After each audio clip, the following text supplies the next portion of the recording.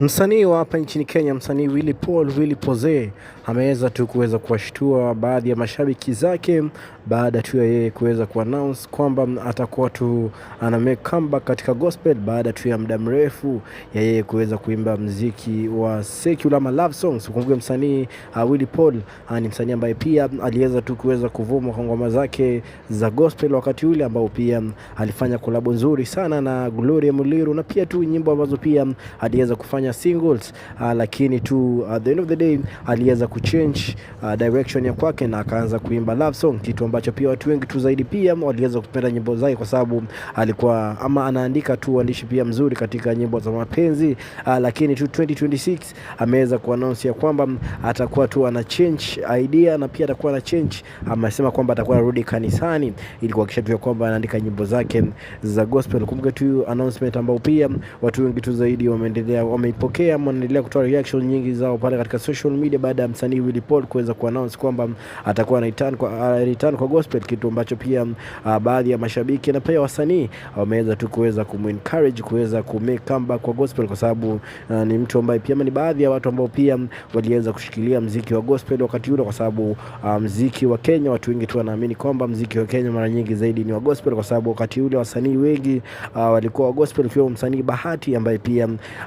baada tu ya msanii Willy Paul kuweza kuchange na kuweza kuingia kwenye secular, pia msanii Bahati aliweza kubadilika pia yeye akaweza kuingia katika secular music, na hatujui this time around huenda Willy Paul akirudi kwenye gospel, je, msanii Bahati ataweza kurudi ama itakuwa kuaje? Kwa sababu aliweza kumfuata Willy Paul na mara hii Willy Paul ameweza kuannounce kwamba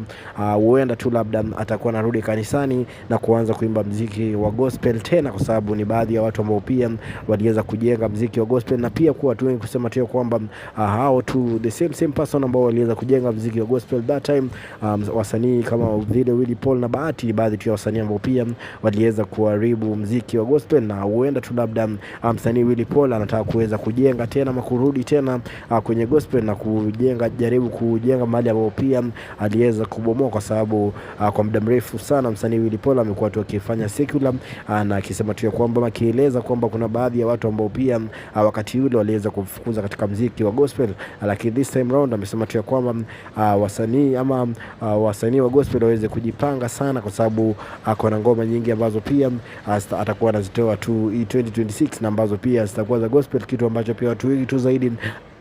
watakuwa nataka kusikiza kutoka kwa msanii Willy Paul, kwa sababu ngoma zake ziliweza kuwaguza wengi tu zaidi wakati ambao pia alikuwa anafanya gospel, na nisho ambao pia tutakuwa na follow zaidi pale katika social media katika Udaku 254, tutakuwa na update kuhusu msanii Willy Paul wakati ambao pia tutakuwa na drop nyimbo yake ambao pia ameweza kusema ni ya gospel, na pia kuweza kusema tu kwamba hatakuwa anarudi kanisani. Baby wa baby now. Alafu huyu ni baby.